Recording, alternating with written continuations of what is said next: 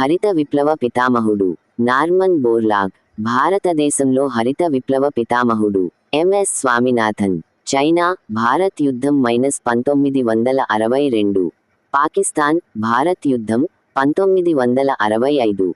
బంగ్లాదేశ్ విముక్తి కోసం ఇండో పాక్ యుద్ధం 1971.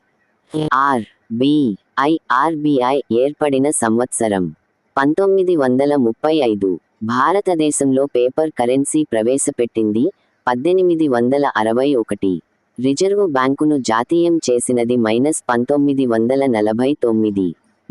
ఎస్బీఐ ను జాతీయం చేసింది -1955. భారతదేశంలో ద్రవ్య విధానాన్ని రూపొందించింది ఆర్బీఐ. ఎస్బీఐ జాతీయ కాకముందు ఇంపీరియల్ బ్యాంక్.